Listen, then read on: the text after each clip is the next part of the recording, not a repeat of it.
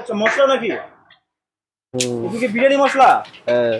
বাহ, কতগুলো মশলা আছে? যা, আর কালকে ফোন করে বলে দিয়েছিলাম, ওরা দিয়ে গেছে। কত কি দিয়ে গেছে ফোন আমি জানি করলে না। দিয়ে যায়? হ্যাঁ। অনেক তো মশলা, কদিন যাবে এই মশলাগুলো? দেখা যাক, লোকের উপর ডিপেন্ড করছে।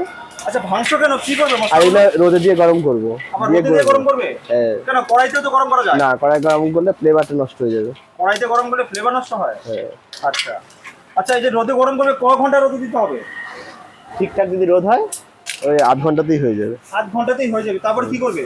তারপরে মিক্সিতে দেবো। মিক্সিতে কি ব্লেন্ডার করবে? হ্যাঁ।